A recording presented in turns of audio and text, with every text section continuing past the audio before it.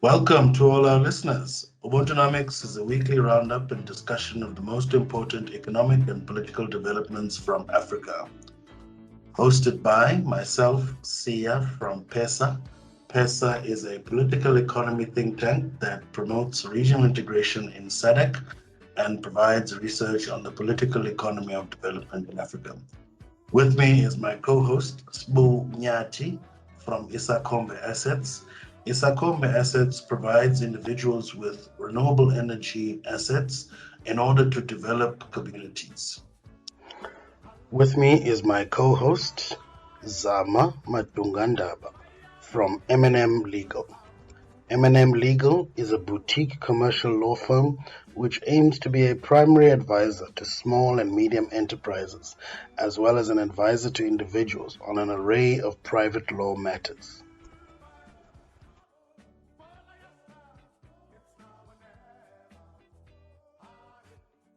Right. Hello, Sbu, and hello, Zama. How are you guys doing? Hi, Sia. I'm well, thank you, man. I hope you guys are well too. Hi there, Sia. Hi, Spoo. I'm good. How you doing? How are you guys? Very, very well, Zama. And we're glad to have you back this week. It's lovely to be back. I missed you guys. I really did. we missed you too. We missed you too. It's quite an eventful week in South Africa this week, and I expect us to have quite a fruitful discussion. So let me start us off on the South Africa update this week. The first story is UIF TERS to affected sectors.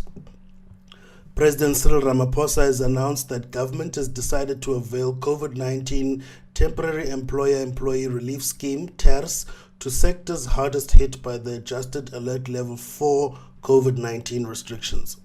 This followed the president's announcement that South Africa will remain in adjusted level 4 of the COVID-19 regulations over the next 2 weeks, albeit with minimum or minor adjustments. The Unemployment Insurance Fund, UIF, embarked on negotiations with social partners and decided that the COVID-19 TERS should be extended to sectors that are affected by the restrictions. Since its inception last year, the COVID-19 TERS has already provided more than 60 billion rand to protect the jobs of 5.5 million workers. In addition, Cabinet has decided that all business licenses and permits that expired between March 2020 and June 2021 will remain valid until 31st December 2022.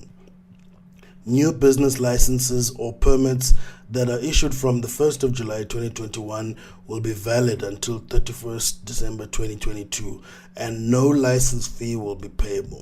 It's an interesting story, and I think in general, the effects of these adjusted alert levels and these extensions will continue to be felt. So for me, I've just been questioning the efficiency at which these TERS UIF payments have been granted and will be granted. So I think that government and large organizations do not coordinate effectively, which basically does affect how these payments are given out. I think the licenses are a positive development, but I'm definitely just worried about this TERS and basically just the government saying that, okay, well, we're going to allocate more to this because of our adjustments. I don't really think it speaks well to that. I don't know what you think. I'm inclined to agree with you. I think firstly for me, my bigger concern is the uncertainty around the implementation and how certain people were involved in sort of misappropriation of these funds. You know, some instances, employers would claim the TERS benefits and not pay them on to employees. And, you know, this is mainly due to government having the dual approach of issuing them to employees and employers, which has created a lot of confusion and as I illustrate exploitation of the system. And you rightfully say that the coordination has been quite poor. And in my experience, the UIF functions mainly through engagements with employees, although on the other side of the fund, in terms of the revenue and the income, they would be dealing directly with employers who pay on behalf of employees. But typically, the function of the UIF has been to engage directly with the employees. And I think they should have had the same kind of system with these TERS benefits in order to avoid this misappropriation of funds. Yeah.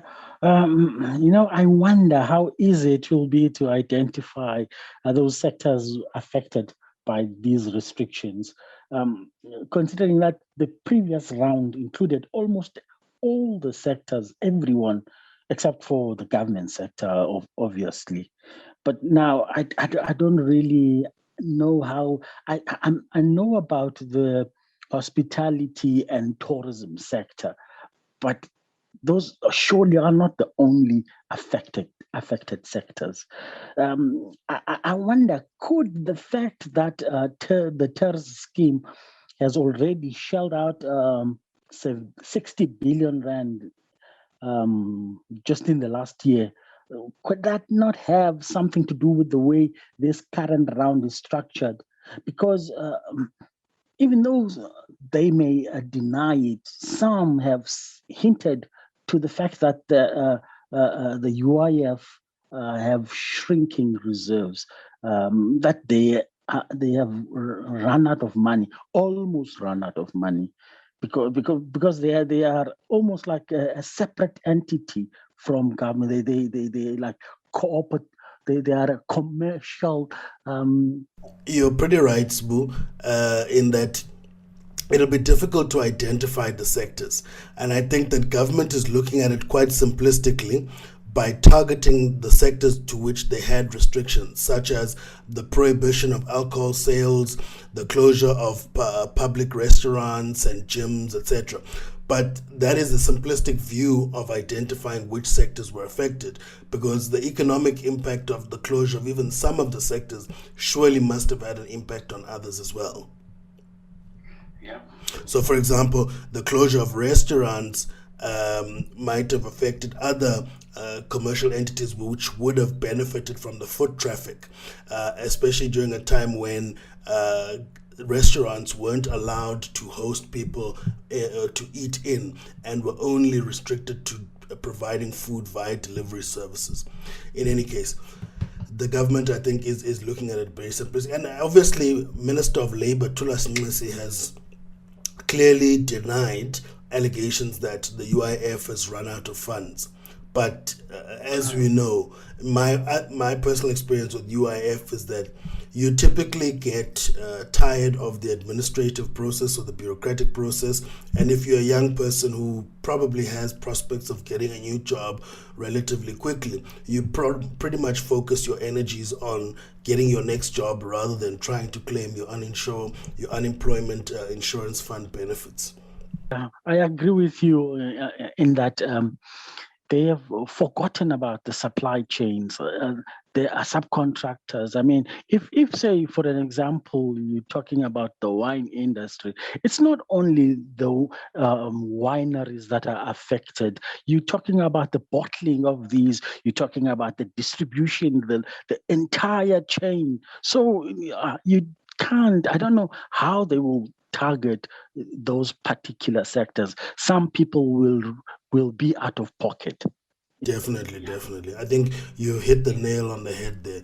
They need to look at it from a supply chain point of view and not just specifically pinpointing whatever sectors that the regulations themselves were targeting. But yeah, difficult task ahead. Moving on to our next story this week on the South Africa 2021 riots and looting. Riots and looting broke out in South Africa, starting with the burning of trucks at Moy River in KwaZulu-Natal on Saturday, the 10th of July. This was followed by blockading of roads in the northern parts of KwaZulu-Natal and looting of shops in eThekwini and Pietermaritzburg. In the following days, Gauteng has experienced similar blocking of roads, looting, damage to property, and burning of trucks. In response, His Excellency President Cyril Ramaphosa authorized the deployment of military personnel to support the operations of the South African Police Service. And the National Joint Operational and Intelligence Structure, NATJOINTS, has intensified deployments in all affected areas in KwaZulu-Natal and Gauteng. The national vaccination program has been severely disrupted by the riots and looting, which are expected to have a lasting effect on the South African public health and economic recovery from the COVID-19 pandemic. Chairperson of the African Union Commission, Musa Faki Mahamat, has called for urgent restoration of order, peace, and stability in the country in full respect of the rule of law. The State Security Agency and the police have hinted to the orchestrated nature of the unrest. They say the aim was to target the economic lifeblood of the nation. Could this be the reason why we have not seen the violence spreading to other provinces, the other 7 provinces, because they only mention really Gauteng and KZN. I also have heard a little about isolated incidences in Mpumalanga, but in the main, it has been just the 2 economic hubs. What are your thoughts? Yeah, you went right into the heart of this one. Firstly, I do think that there are many parts to this complex riots and the story. Firstly, what may have started off as free Zuma or free former President Zuma campaign has definitely morphed into something way bigger. And, the way in which the attacks and how targeted they've been, for me, it really makes it clear that there was some level of organization and orchestration here. Usually these kinds of public protests, even when they break out in multiple areas, it starts off on the first day in 1 or 2 areas, in a specific area, a community, which even perhaps on the 3rd or 4th day usually hasn't mobilized to other areas nationwide. And for me, it was quite alarming how fast these protests sort of unfolded, because whilst they started on Saturday with the burning of the trucks, by Sunday there were some attacks in parts of Gauteng, and by Monday it was clear that the attacks are now sort of nationwide and they're very targeted. And yes, there was very limited attacks in other provinces, but I do know that there were attacks in the Eastern Cape, some in Buffalo City municipality, as well as Nelson Mandela Bay, some of which were thwarted in Nelson Mandela Bay. But I think this is largely due to campaigning of the provincial political structures. There were also some few attacks in Limpopo, as well as parts of the Northwest, as far the news reports are true. Yes. And yes. But yeah, it was nothing severe or as significant as what we saw in Gauteng and KwaZulu-Natal. And in terms of the response there in Limpopo, as far as I understand, that taxi associations and communities bonded together and started fighting against the looters and those who were looking to damage properties such as malls, etc. And then obviously when the National Taxi Association, Santaco and others banded together to protect malls, it became quite clear that the destruction that is going to be accepted is that which already exists, I think, in parts of KZN and Gauteng, and that it didn't really spread further beyond those 2 major provinces. Yeah, my thoughts on this is, I think just generally we need to pray for South Africa and have a moment of silence for the people that we've lost as a result of this violence and this unrest, And so in that as well, I just feel that there's also this unrest has also been a display of the growing trend of anti-establishment and social movements. I think there's generally been an uprising in all parts of the world that we begin to see if we notice, quite closely what's going on. And, with countries such as South Africa that have a history of violence, I think that its war politics has slightly been, suppressed or generally suppressed.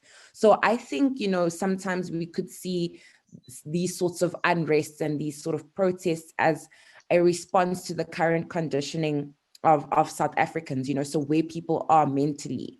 And just to bring it, closer to say, this issue of security, I think that we need to look at the root causes of these security issues and actually bring these root causes out to the forefront. Yeah, for me, so firstly, I think the complexity of South African political economy is that it's also intertwined with our identity politics in a certain way. By that, I mean, like, as a Black South African, you always find yourself having to tiptoe around the issues when you see the stories of the looting, etc. Because on the one hand, you identify with the struggle and the poverty and the impact of inequality, but on the other hand, you also are not in a position to support criminality, particularly if you are not amongst the poorest who have no stake in the economy, particularly if you are either entering or interested in some form of social mobility into middle class, etc. You find yourself in a sort of dual dilemma. But I think with that being said, we do need to be quite clear that we cannot promote or accept any criminality in as much as we do understand the socioeconomic challenges that we're faced with. So I would say that we definitely need to have a multi-pronged approach in terms of the response to this. I don't believe that a purely military of a sort of security response or enforcement of law is going to be the right approach to this, because you may reach some level of calm, but the problem is much deeper than that. The problem is economic, it's political, and it's also, it reflects itself in policy. So what you need is a very multi-pronged approach that has a plan that will be implemented in various quarters, so that you don't achieve political or so public order for a couple of months, and then when the next economic shock hits, you then have another protest and find yourself back to square one, and having these perennial protests, which is what has been happening really. If you look at the impact of, particularly during the period that South Africa has been in, even prior to COVID-19, of slow economic growth, less than 1% economic growth, whilst the population has been growing at a much higher rate. And so what you've seen there is a worsening of a quite dire situation in terms of people's livelihoods, but has constantly been treated with a plaster, over rather than dealing over the symptoms, rather than dealing with the root cause of the issue. And we've said that multiple times, especially here on Ubuntunomics, that the core issues that we need to deal with when we're thinking of structural reform in South Africa is how do we deal with inequality, and how do we get the majority Black population to be active economic participants in South Africa. What you're saying is real, because this unrest is really centered on broader discontent with the current weakness and stagnance of the economy, really. Some fear that this could hinder the government's ability to implement those measures you were talking about, structural reform. But what is also interesting is the nature in which this has all flowed, because Durban and the province of KZN play a vital role as entry points with the Port of Durban probably being the biggest and busiest port in the continent of Africa. And like you were saying, the N3 route, the main national road, it's a logistics route which feeds the provinces in the interior and further neighboring countries as well. Then you must also factor in the fact that Gauteng is the continent's economic hub. So by hitting these two provinces, it seems to me like this was it's not spontaneous looting or violent unrest. It has got a lot of significance in terms of the economy and socioeconomic conditions. There's also fears now that there won't be things as simple as milk and bread. 60,000 tons are sitting in the harbor as we speak. They can't be distributed. So there has been a lot. And another thing that I find interesting is that our currency hasn't been hampered as much. There were losses because in June we were trading at something like 13 Rand 75 to the US dollar, and now we're sitting at about 14 Rand 50. The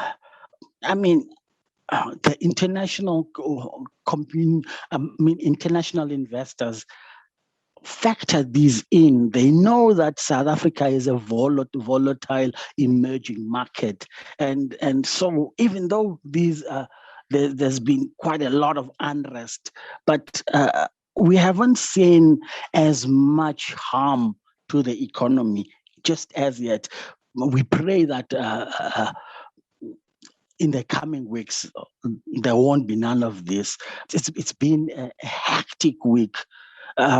Even sovereign ratings agencies like Fitch today said the country's economic growth prospects are not so good, even though they raised our projected growth from 4.2 to 4.9%. They're saying maybe just maybe there won't be a direct impact on the rating, on their rating, on how they rate our sovereign debt, but they warned that the unrest would ramp up factional tensions within the ruling party, the ANC again. So what I'm trying to point at is that there are so many complex factors. Sure. Look, I think part of it is people lacking understanding. So I think your first point on the market is, my view is that the market is never really in full view or full understanding of the actual impact, right?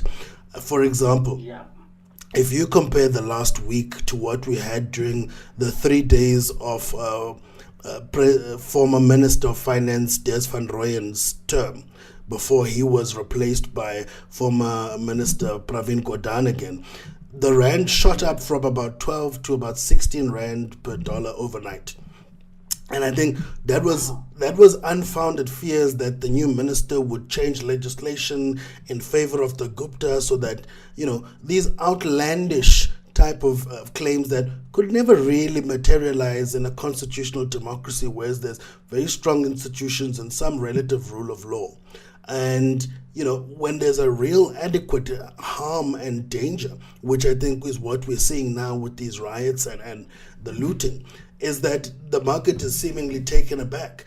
And I think that speaks to partly whose interest and who the players are who are involved, and the fear that those players would jeopardize the so-called financial interests in the economy is, in many instances, out of touch with what's really in reality. For me, what you mentioned by the targeted approach on the port of Durban, plus also the central economic hub, not just of the country but of the continent with Johannesburg, is clear to me that this is an orchestrated attack. Secondly, the markets don't know how long this will last, and for me, the economic impact all depends on how long this lasts and how repetitive these protests become. I think the market's view may have been that these riots are no different from what we've seen with people burning tires in the streets, people shutting down roads and neighborhoods, etc. But I think here you've got a deliberate target on the productive assets of the economy. It's very different from people protesting and burning tires within the confines of a township, which had been historically designed to contain social flare-ups, right? Because every township in South Africa is designed with a single entrance and a single exit, particularly because of the apartheid government's plan in order to contain violence within townships by either shutting down whatever exit of the entrance or of these two. So the point is, the market may not really understand what's at play here. The second thing is that I definitely don't think that what the looting is going to lead to is a factionalism of the ANC. I think what the looting represents is a factionalism of the ANC.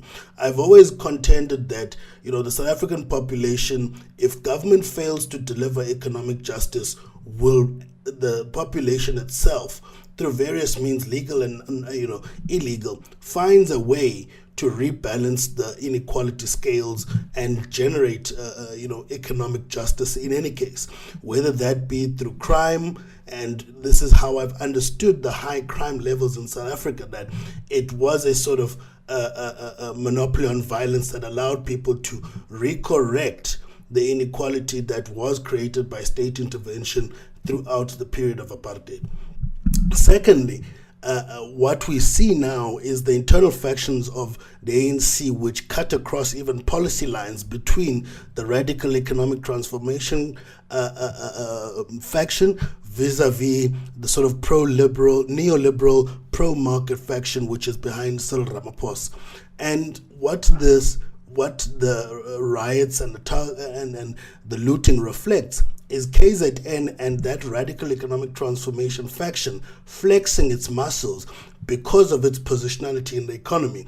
I think it was deliberate that the attacks were contained in KZN and parts of Gauteng to flex the kind of muscle that firstly, the people who are amongst the poorest have in their positionality geographically, but also the power which they have to choke the economy through their actions, right? And what this also reflects is what is the role of intelligence in the country and policing. There's a view that they were caught unawares. I think that could be possible, but I actually think it's the other sort of alternative, being that intelligence did know about this, which the relevant ministers have claimed, but deliberately neglected to act swiftly and effectively because of the internal factionalism and because they're trying to push the hand of the president to deal with the economic issues. What we've seen in the presidency since being elected is that President Cyril Ramaphosa is focused much more on the public campaigns of seeming as though he's dealing with corruption, whether that be through the Zondo Commission or high-level arrests and high-level prosecutions, to which Jacob Zuma represents that strategy. But he hasn't been decisive on issues of economic policy. He hasn't been decisive on issues of job creation and dealing with inequality, which is the day-to-day reality of the radical economic transformation faction and the constitution and the constituency, which they represent. So I don't think that the riots and the looting will lead to factionalism. No, the factionalism and the rioting is a reflection of those internal factions within the ANC and them trying to push the hand of the president to react. Quite alarmingly, though, what they've created inadvertently is impetus for the president to act quite harshly and swiftly against the looting and against the criminality, and will actually have a much more heavy-handed response in terms of austerity, in terms of other measures now, which will be necessary in order to again attract and regain the confidence of capital, both domestic and foreign, in order to restart or reignite the economic recovery. So I don't think that this is a major turning point in terms of policy for the radical economic transformation crowd, or that the government and the Ministry of Finance will take issues of inequality quite seriously or deal with them through policy, I don't think that we're headed in that direction. In fact, I think we're headed in a much more draconian direction of deliberately enforcing a much more heavy-handed response, neoliberally so, in order to deal with other criticisms which may come through in terms of the credit rating agencies, in terms of the pressure on so-called debt management, in order to ensure that the macroeconomy is balanced. But we'll definitely not be dealing with the socioeconomic issues. Smoo, you have a response? Yeah, no, I just wanted to make this point that I think President Ramaphosa has been abysmal. He's failed completely dealing with the economy. I know there is COVID-19.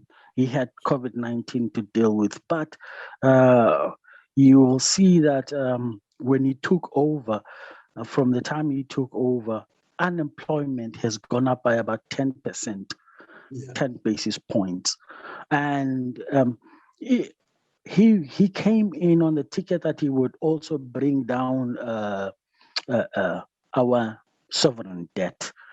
Now, the budget deficit in 2020, last year, came in at 12% of GDP. This resulted in our sovereign debt shooting up to 79%. So they want to bring it down to say around about 60%. And in order to do all of that, they have to make sure that they cut on things like the wage bill. They have made this bold attempt at cutting 300 billion rand from the wage bill in the next 3 years. So on the one hand, he will be, as he tries to do that, he will be alienating his partners, COSATU, because most of the trade unions that support him are from the public sector, from they are government employees. And so he says in these tough times that they won't be getting any raises, and the fact that he won't be employing more men to man the streets. I mean, to more policemen, more security forces.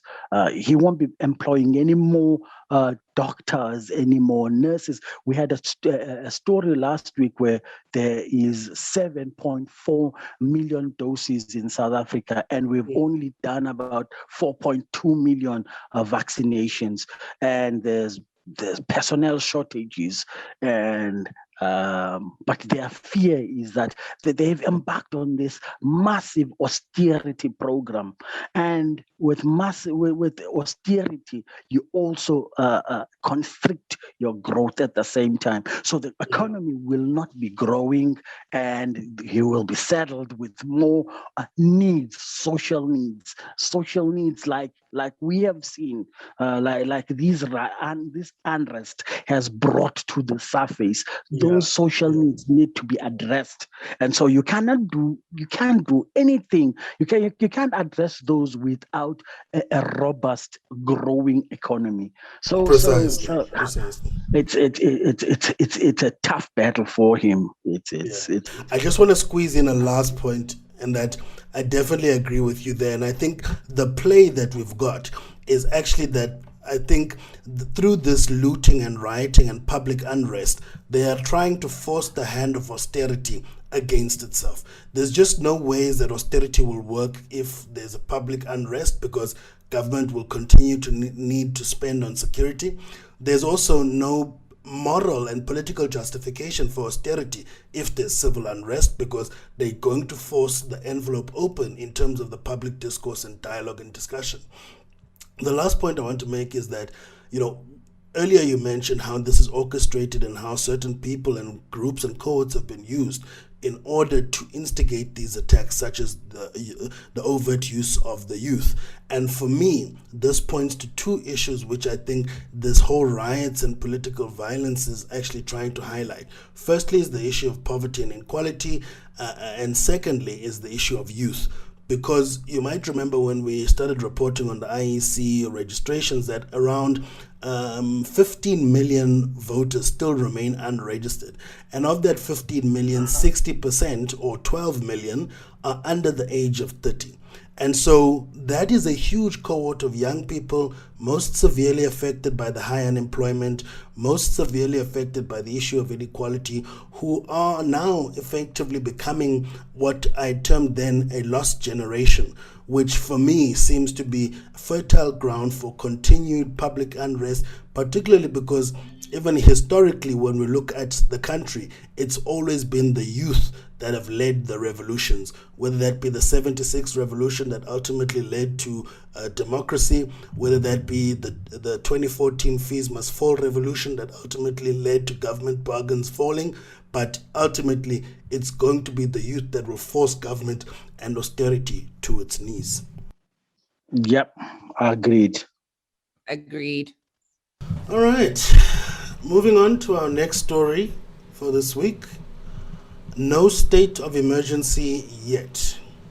Minister of Defense and Military Veterans, Ms. Nosviwe Mapisa-Nqakula, announced that President would only declare a state of emergency when the need arises.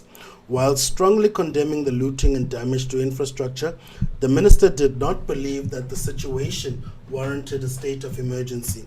KwaZulu-Natal's Premier Sihle Zikalala outlined a multi-pronged response plan to deal with the protests and assured citizens that government is working hard to stop the riots. The deployment of the South African National Defence Force will be supported by the Intelligence Coordinating Committee, which will include intelligence, defence intelligence, and state security.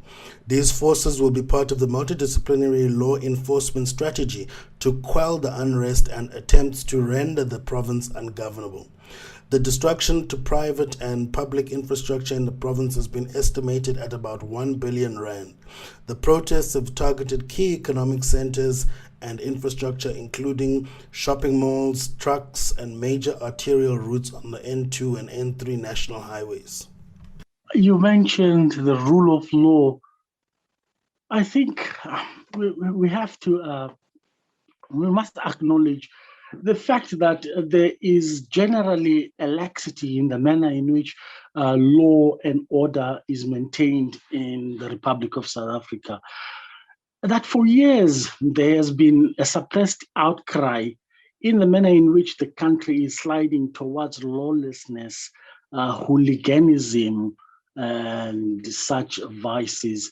This can be gleaned in the manner in which the population don't put much value in observing even the smallest regulations and societal norms.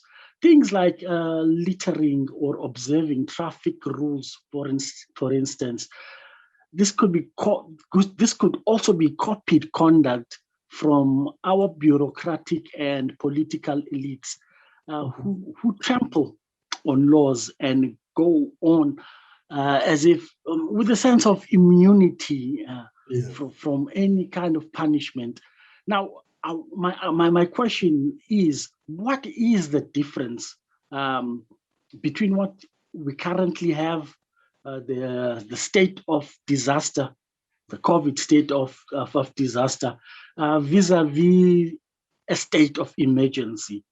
Because we already have restrictions on movement as it is, and the deployment of security forces, the army, the military, in civilian areas we already had that even last year. So I wonder, what is the difference between the two? How worse can matters get, you're asking at the same time. I think so. Okay, firstly, from I think a legal point of view, I guess you understand the different legislation and the regulations, right? So each one has got specific types of triggers in terms of events, which can enable government then to enforce that specific regulations.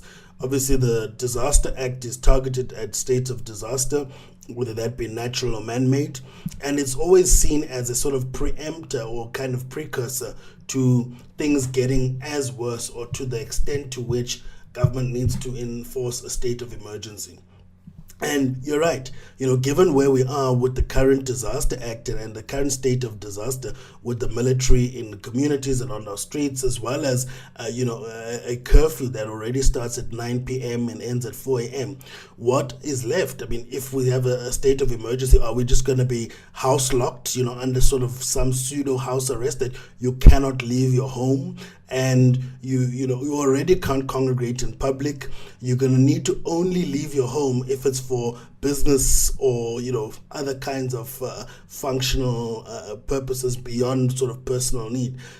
It's unclear, but obviously each one of these comes with a specific caveat. For example, the state of emergency allows the government to indict and actually imprison people or hold them without any probable cause. And so under state of emergency, you can be held indefinitely before even getting to see a prosecutor or being prosecuted formally. And those are really the kinds of leeways or legal ramifications of the different types of designations between a state of disaster and a state of emergency. And ideally, those who are against the state of emergency would argue that you don't want to reach a state of emergency because it becomes difficult to roll back from there, simply because of all these kind of unconstitutional or the relaxation or pausing of the constitution and constitutional rights, as it were, under a state of emergency. So it's typically a very, very last resort, basically, to bring us back from the so-called state of nature into some kind of public order. But before that, obviously, there's a whole range of things that happen before we reach a state of emergency. I think that's really the typical difference. And I think there are those who argue that the current looting and riots don't justify a state of emergency. Because of the kind of trigger events that are involved. Usually a state of emergency is in response to a military attack or a coup d'etat against government. And hence there are those who are saying the organized nature of these riots and attacks is a suggestion or could be seen as being the source of or reason to believe that it's a coup. And hence they're pushing for a state of emergency. Obviously, this gives government a lot more power in terms of repression. And as I highlighted, being able to imprison or hold people without prosecution indefinitely. Moving along. Our next story for this week is IEC launches online voter registrations. The Independent Electoral Commission IEC launched an online voter registration facility allowing new voters to register and existing voters to update or amend their registration. The online voter registration facility is part of the IEC's ongoing commitment to provide greater accessibility and convenience to voters. It follows the implementation of a range of other digital service channels over the past 5 years, including online candidate nominations, online special vote applications, and online party funding declarations. The IEC recently rescheduled its planned voter registration weekend to 31st July until 1 August 2021 due to the third wave of the COVID-19 pandemic. All 23,151 voting stations are expected to be open between 8 and 5 p.m. over that weekend to help voters register and check their registration details in person.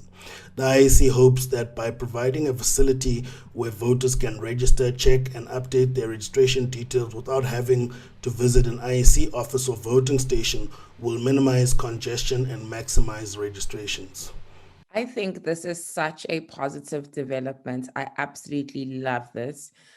Just given everything that we've also discussed around the fact that voter apathy, if I could put it that way, has also been high amongst the youth. So I think having the youth being, the generation that is on everything online, everything's on your cell phone, everything's from your laptop.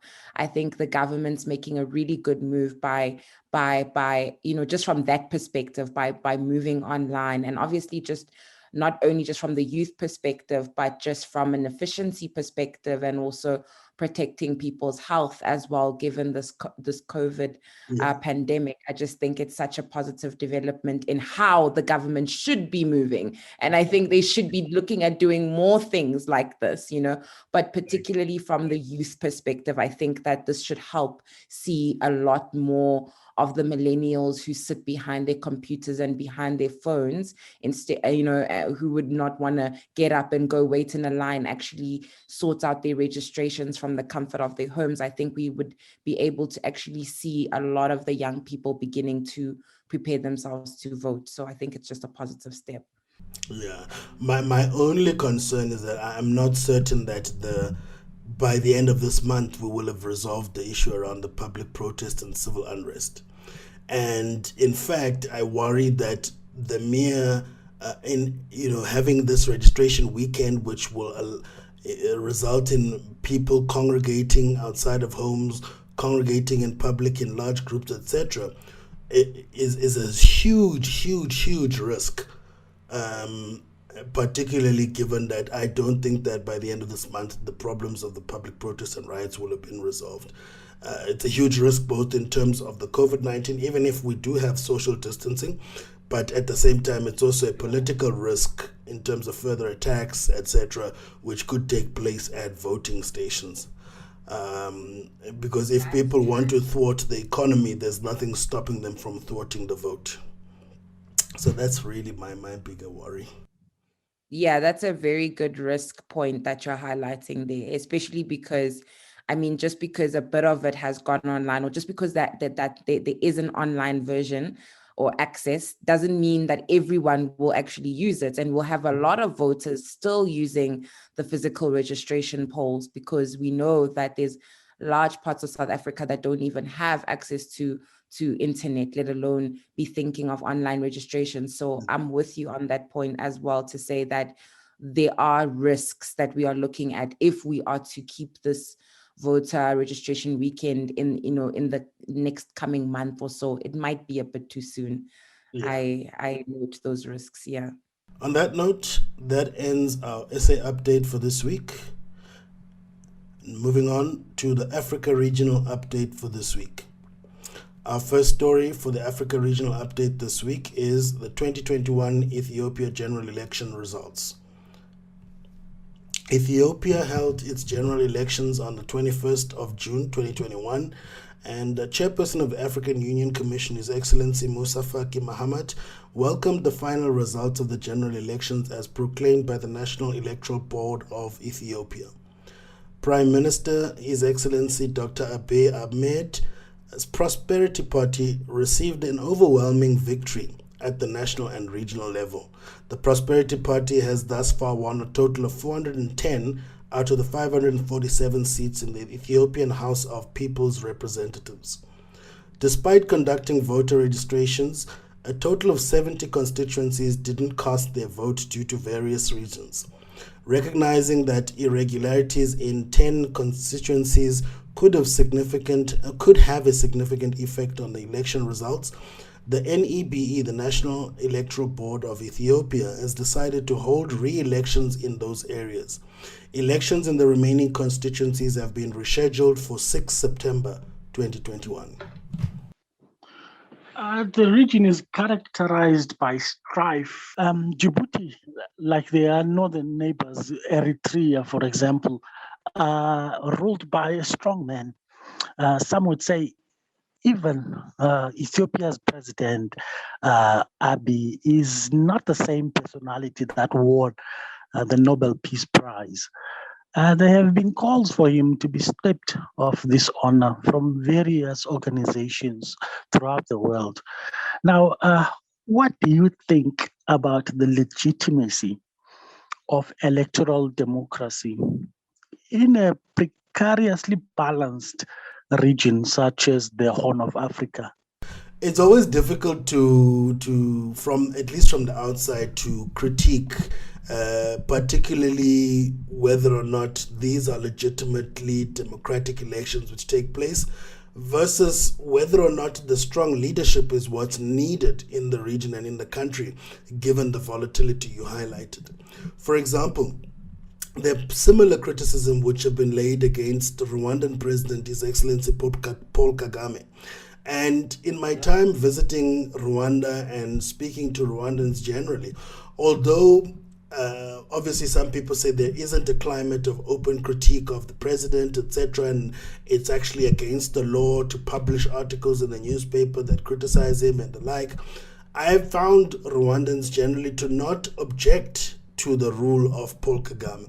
And at the same time, given the volatility in the region, because you've got countries that are completely surrounded by conflict, whether that be, in the case of Rwanda, eastern parts of the DRC, and parts of the regional impact of the conflict in the Central African Republic, or even the regional impact of neighboring countries such as Burundi and Uganda in the north, which has had its historical spates of violence that spread. These countries generally, and in the East African region and in the Horn of Africa, need a level of I wouldn't say, people like this term benevolent dictator, but I would say that those regions need strong, police presence, particularly coming out of the very devastating history that countries like Rwanda come from in terms of the genocide, etc. Moving on to countries like Ethiopia in particular, given the diversity and the number of interests that are involved and the historical legacy of tribal warfare in the country, it is as though those countries do need leaders who are much more stern and do not, allow people to express their differences anyhow, whether legal or illegal. So I always find it difficult to critique from the outside, except obviously if you hear clear reports of unfree or election tampering, which I think is not a case to be condoned. But if you look at the performance and the response of the public, particularly in countries such as Kenya, for example, in 2015 after the elections, where the judiciary actually had actually disqualified or intervened to force a re-election, it's quite clear that the judiciaries have some level of independence, despite what might seem from the outside as those strong man leaders or intervening leaders. And I would say that in some of the countries where there are these so-called strong men, the kind of stability that they've been able to maintain enables some level of improved living standards. And I do believe in the view that democratic norms aren't something you can guarantee and deliver on without first having delivered some level of development and some level of, securing people's livelihoods, just simply in order to get legitimacy. And I think once people are able to earn an income, are able to get jobs, are living in a peaceful country, then you owe it to them to deliver on things such as human rights, etc., because it's that level of stability initially which is the prime cause and the prime source of political legitimacy, which once it then matures becomes the freedom of people and acknowledging individual human rights, which in a state of nature or open conflict or statelessness is not possible in any case. And so there are some compromises that people must make in order for the state to deliver stability, and then once that matures, to then deliver the other parts of prosperity, which are human rights and freedom of individuality. But what are some of the reasons, if that the constituents did not vote?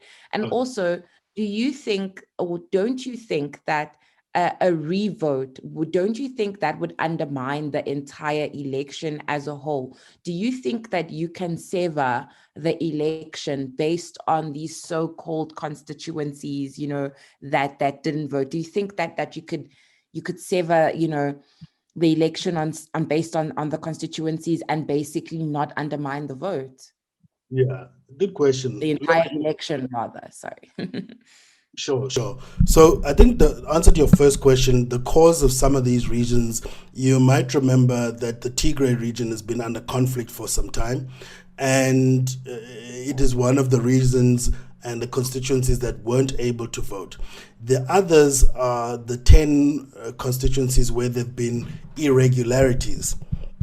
And it is those 10 which are now going to have a re-election, right? The other areas are the areas where there's been conflicts, such as Tigray, etc., where people were unable to hold elections, and those elections and the re-election of the 10 constituencies will take place on the 6th of September. Whether or not this will affect the election outcome or tamper with the overall election, this is the typical nature of elections, of voting in conflict-ridden countries. For example, the Democratic Republic of Congo had a similar problem when they held their 2016 elections. That there was, or not 2016, there were obviously deferred. I think it was in 2018 when they or 2017 when they finally held elections.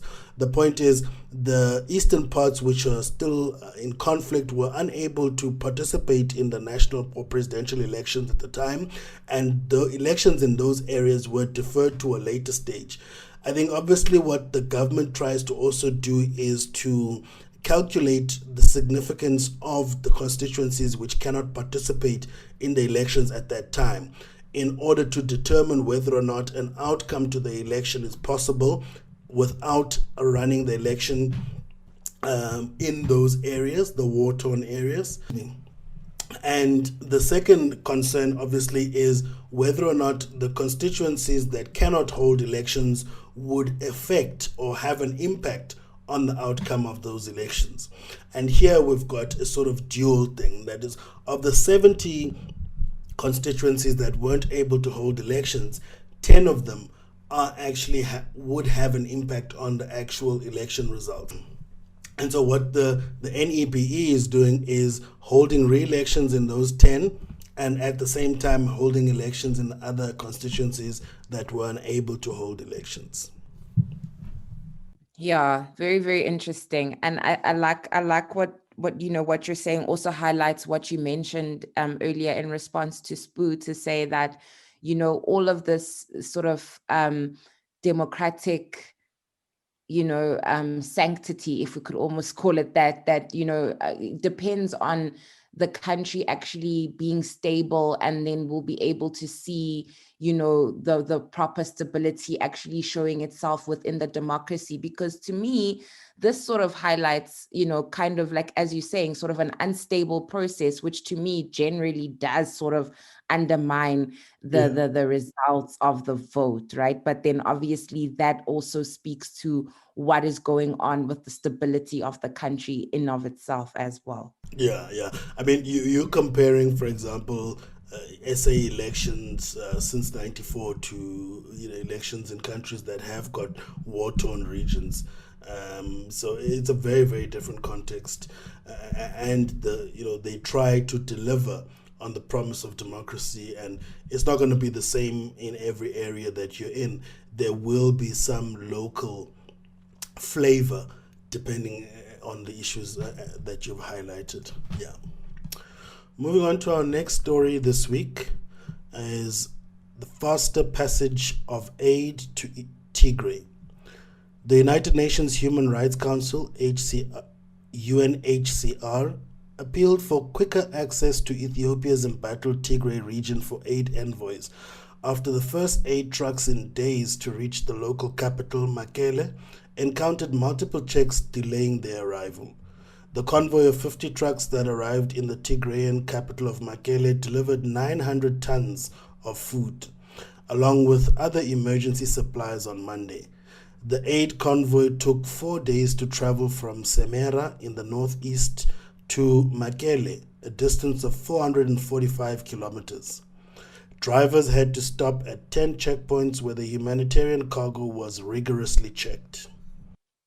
I have a question around whether you think the risks around faster access, like maybe less thorough security checks, as an example, would outweigh the costs of not granting the UN faster access? Or do you think there are other reasons the UN is being delayed by all these checkpoints? Similar to what we kind of mentioned earlier in terms of, do you think these delays might be strategic, or do you think there are sort of risks that are being balanced here?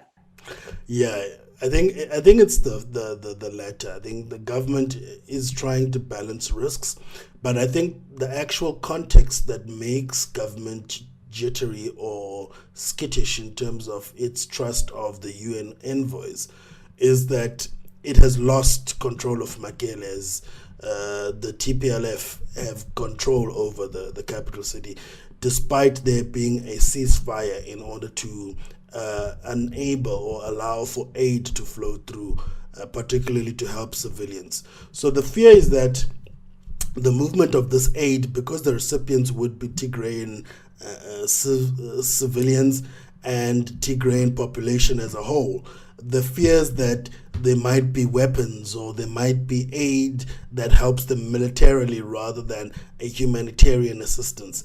And I guess that speaks to the skepticism or the lack of trust and the current context of the federal government having lost control of the capital city, but at the same time, the context of the conflict where the government is on a back foot. And I do think that they are balancing the risks, further access, etc., but at the same time, they are trying to maintain strict control in order to ensure that the TPLF, the Tigrayan Liberation Front, People's Liberation Front, TPLF, doesn't gain any unnecessary advantage as a result of the flows of aid that come through. Yeah, this is a funny war. Ethiopia were quick to declare victory, but in June, I think we covered the story. The rebels had recaptured Mekelle, the regional capital. Now, Abiy and his officials characterized that troop withdrawal from Mekelle as a strategic move. But then the rebels said they took that ceasefire as a joke. Yeah, another story we covered last week. Yeah. So the Tigrayan rebels accepted that ceasefire in principle, and then they demanded that a complete withdrawal from Tigray by both the Ethiopian troops and the Eritrean troops must be completed before a formal ceasefire can be signed. So there were also troops in the neighboring Amhara region, and there are more troops coming in now from regions of from the Oromo region coming to assist the Ethiopian government. Now, Prime Minister Abiy now this week has vowed to repel the attacks by what he calls the enemies of Ethiopia, and he launched a fresh offensive. Casting doubt now on the government's declared ceasefire in that war-torn part. So the Tigrayan forces have claimed a series of battlefield gains, and they've continued to inflict pain on the Ethiopian troops. Now, what I find funny is that Prime Minister Abiy has accused the Tigrayan forces of conspiring and dragging child soldiers, and he has claimed that his army has the moral responsibility to intervene on those children's part. I find this Tigrayan war very funny in the way it changes shape and form. Anyway, the 10 checkpoints are explained by the renewed hostilities in Tigray. I would be inclined to agree there with you, Smo. And I think part of the reason that pushed and forced Abe to accept or come to the table and here have this voluntary ceasefire was the pressure from the United States in terms of the sanctions they placed against officials whom they had said were not doing their bit to end the conflict in Tigray region. And I think it's precisely this pressure and the humanitarian pressure on the government being able to stop the attacks, which were indiscriminately affecting civilians as well.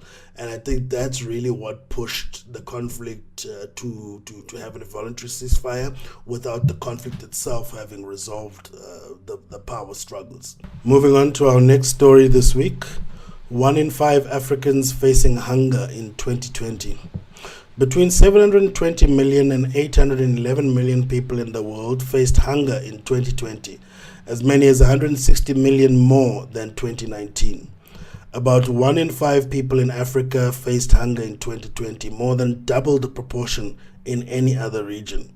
And most children under 5 years with malnutrition live in Africa and Asia, and the continent accounts for 37% of the world's stunted children.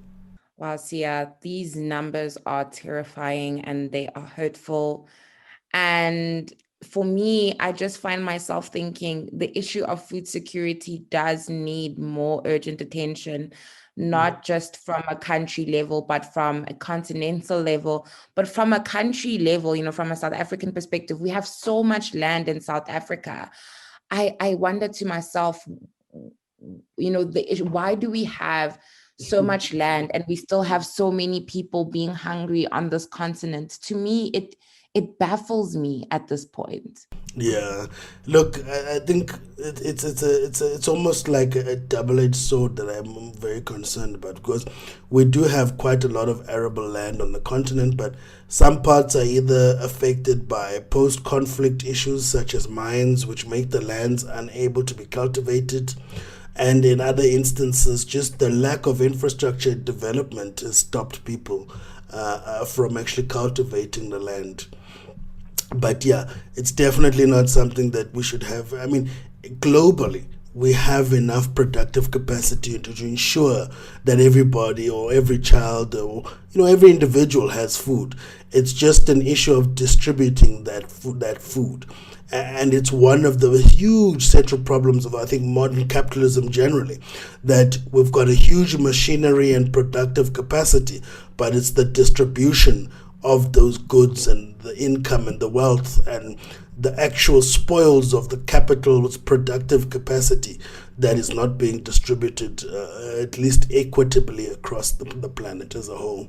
And for me, this adds to continuing woes, because just last week we covered a story where huge disruptions affecting children, particularly on the continent, such as conflict, and even apart from that, actually children being out of school. A story we covered on South Sudan was very, very, very alarming and concerning, because not only are those children's current lives and livelihoods, completely tarnished by the conflict, but also the fact that these are young and the future really of the country, which is out of school, or now, as we see with the statistics, either dying of hunger and malnutrition, which is very, very, very terrifying and very concerning for the future of this young continent, which is Africa, and the youngest continent on the planet. Yeah, it also speaks of a terrible indictment on the quality of leadership that we produce on the continent. Set aside the external influences that we always claim are. Anyway, my question would be: we've been talking about the agricultural revolution, the green revolution, some call it. What do you think are the needed steps? What steps should we take, or policy interventions to bring about food security? Like quick steps that we can take to bring Africa into the 21st century. I mean, food security should be one of those most basic needs. Yeah, I wish there was a simple response to that question, Sbu. But I guess I would be a very wealthy man and a very loved man if I were able to solve the hunger crisis of Africa. Look, it's a terrible one. I mean, yeah, it's a major concern. I don't see any way forward without there being a concerted government effort in terms of supporting, particularly through, I mean, there are people who say, for example, Africa is the last continent that hasn't even gone through in full the Industrial Revolution. Meaning we still are farming using, very, rudimentary and very primitive tools generally. We don't have a lot of, the automation and the machinery that the rest of the world has, which is crucial in ensuring that you've got high yield and high productivity. So I think that for me is a starting point, that we need to get, our farmers on the continent using the cutting edge technology. And then obviously there's also cutting edge, biology and processes which are now being mainstreamed in food production generally. And I'm not just talking about genetically modified foods here. I'm talking legitimate farming methodologies which are targeted at maximizing yield, but also dealing with adverse impact of climate change. The other issue is, which we cannot escape, is the issue around climate change and its impact on the continent. For example, the Southern African region has been suffering a sort of in and out of drought since 2016. And it's almost like 5 years down the line now, we're still not sure whether we're in a drought or not, or whether we're exiting the drought. And, that has also got its own implications in terms of policy and how governments will be able to support the food producers in their countries. So I think it's a multi-layered problem, and I don't think, unfortunately, that there is a very simple response or solution to it, in as much as we would love to see, this issue being resolved so that we can get to more substantive issues of African politics and African economies. Whilst people and majority of people are still dealing with hunger, it's very difficult to then deal with, higher level issues that we are losing out on, that we just cannot resolve because we're still dealing with very basic issues of people having access to basic necessities. Maybe our trade partners, especially from the developed world, could cut us some slack. I mean, we still import things like quarter leg chicken, chicken portions, things like tomato paste. We should, in China, what China did was to ban all imports of pork, and so they grew their heads to become the biggest heads. I mean, pig heads in the entire world. So I mean, it's one of those that we have to put our foot down. Of those trade policy topics that we have to stamp our authority and say no imports of basic foodstuffs. Anyway. I think that's really a good way of looking at it. I agree that it's, I think, one of those areas that does need a stamp on it. I mean, how can we focus on other, socioeconomic issues if we're literally dealing with the basic need of food, And I think the government definitely, as you guys have mentioned just in this, in this past episode and others, I think we really have seen a lack of leadership from certain aspects. I think that we have certain aspects that are not being focused on with our leadership. We have as rightly mentioned, a focus on what Moody's has to say, or, what Fitch has to say about us. But when we look at it, people are hungry, and I think we need to have the government saying, we see credit ratings and all that, but I know our tax base and our debt as well is questionable, but we have money. There is money. There are resources. And why?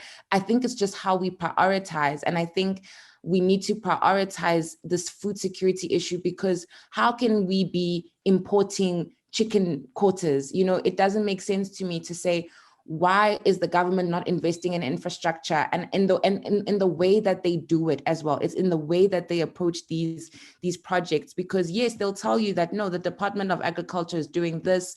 I know they've given land out to farmers. They've identified certain land areas to say, okay, this you can use to farm. But I think the government needs to take more of an active step, more of an active approach. If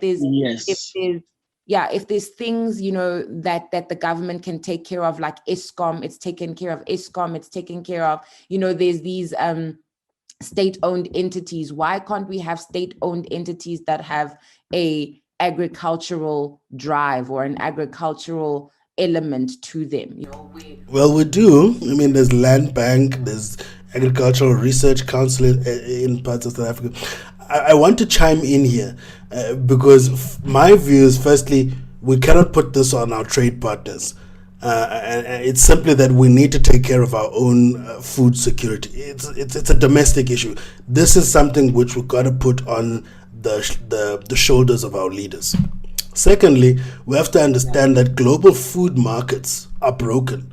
It's a hyper-exploitative thing, and without government intervening to stand for local producers in specific value chains, it's a dog-eat-dog world out there, pun intended. Yes. So, without concerted government intervention, you're not going to get food production that's any adequate. For example, the issue you guys are highlighting to me speaks to two things, right? Part of the reason why we import food is as a result of the broken nature of food market, but also food supply and logistics chains. For example, in South Africa, it's still cheaper to import feed from Brazil than importing it from neighboring countries such as Zambia and Zimbabwe, who are regional, leading countries in producing feed, not just in the region, but globally so. But as a result of prices, it's cheaper to actually import feed from Brazil. Similarly, as a result of our access to the American market, the AGOA Act, South Africa is required to accept a certain level of brown chicken meat from the US as a result of the reciprocal requirements. So again, these things speak to the types of balances we structure and the types of agreements that our leaders negotiate in terms of trade, but also without national intervention. And also, most importantly, marketing boards, right? Without the intervention, for example, in West Africa, such as what recently got announced by Ghanaian president on the export of coca to Europe, and him banning the export of coca, saying that they will actually beneficiate coca into the final products such as chocolate, etc., locally. There's nothing that would support. These are value chains that go back to the colonial period. And there's been no change. So you're not going to expect that, our trading partners will give us slack. We need our leaders to take a concerted decision and have a plan. And it's the nature of the broken food supply chains and value chains that prices aren't actually signaling the right decision for us to take at this time and point. And on that note, that brings us to our last story this week from the Africa Regional Update. The last story is Social Unrest Hinders the Recovery. Protests driven by pandemic's economic fallout are on the rise, with potentially long-lasting economic consequences. Protests can be catalysts for political reform and social change, and according to the Global Peace Index, the number of riots, general strikes, and anti-government demonstrations around the world have increased by 244% in the last decade. Lockdowns and fears of contagion forced a temporary lull, but in virtually every region of the world, demonstrators are making a comeback. Causes range from frustrations over government's handling of the crisis to mounting inequality and corruption, factors that tend to heighten existing tensions and disparities and have led to social unrest in the aftermath of previous pandemics. Public protests can be an important expression of the need to change policy. Governments need to listen and respond, but also try to anticipate people's needs with policies aimed at giving everyone a fair shot at prosperity. Boosting employment, containing the long-term impact of the crisis, and protecting those who have been left behind must remain priorities. Otherwise, the economic cost of the pandemic will likely be compounded by those of the ensuing unrest. And this is coming directly from the International Monetary Fund.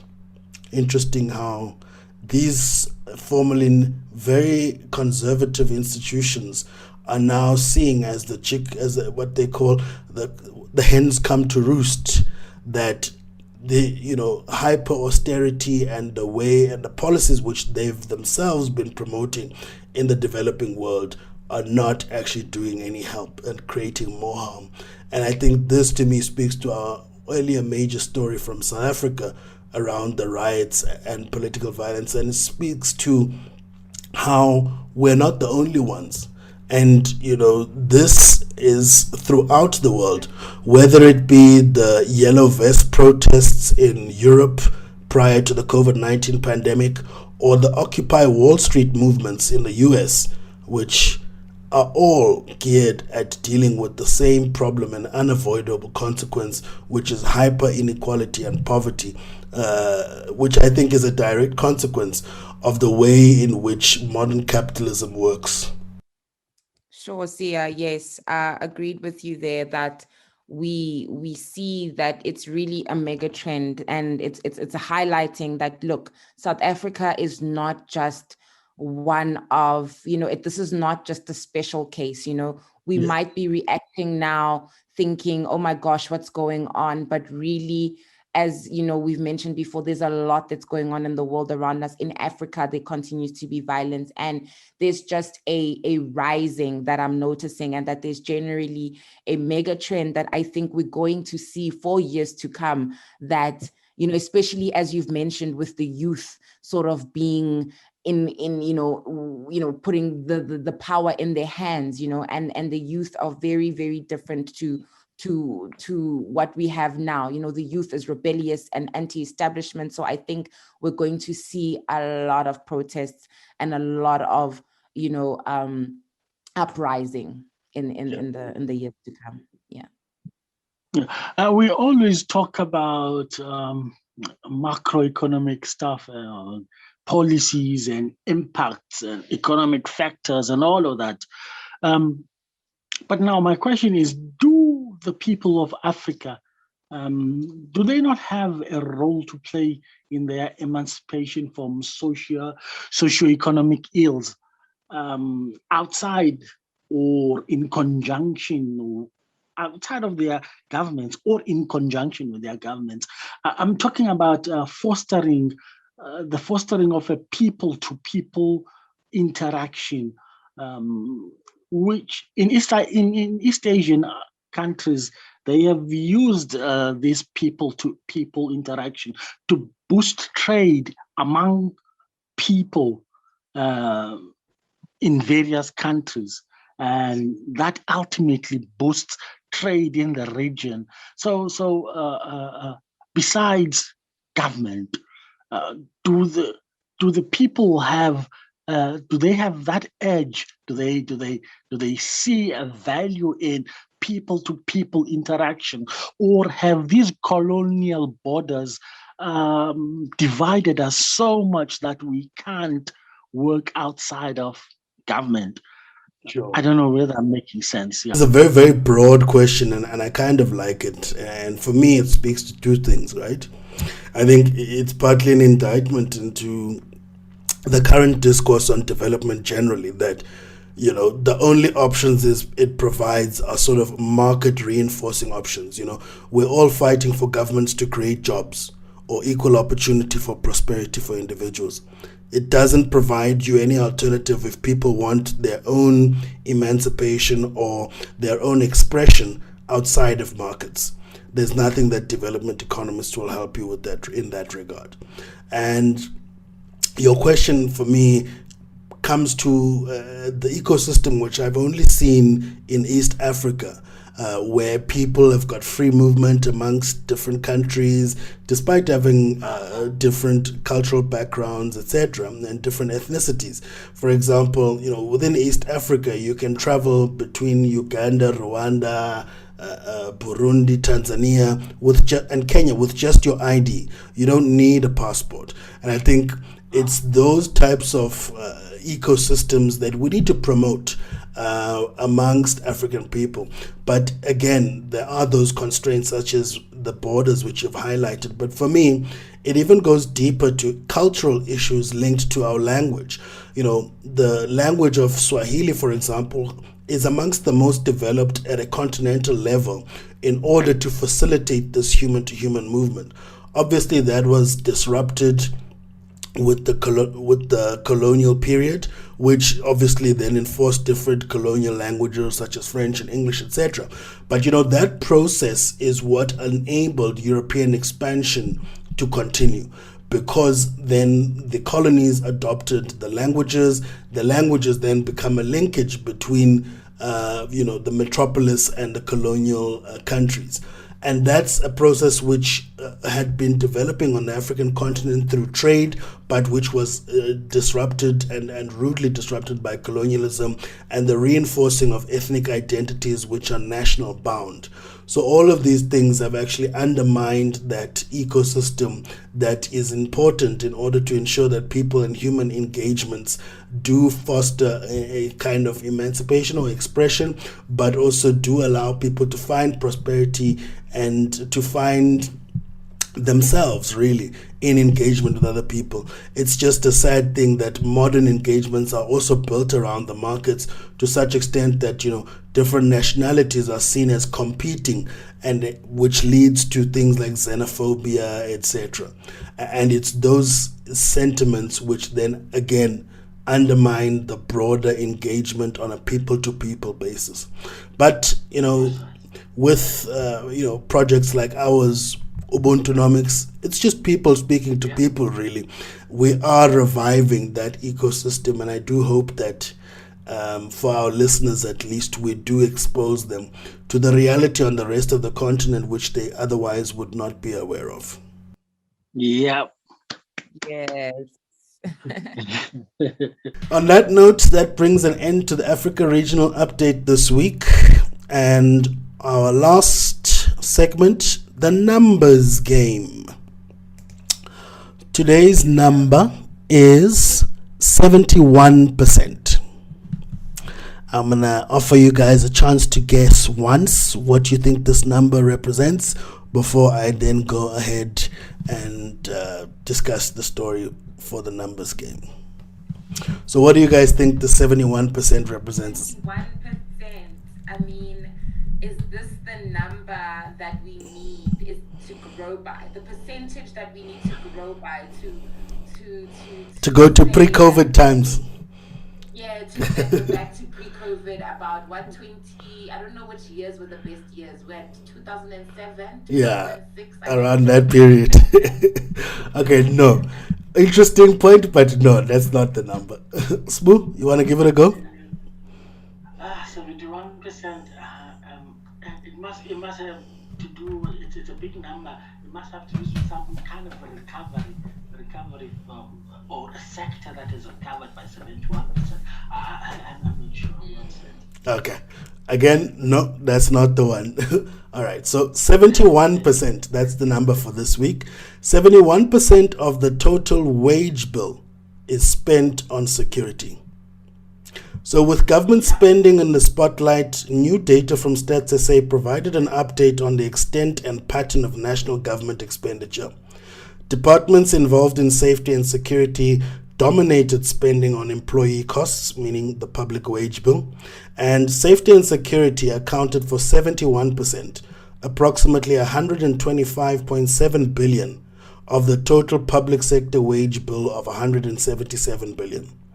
The South African Police Services accounted for 43% of the national wage bill, followed by the Department of Defense at 18% and the Department of Correctional Services at 10%.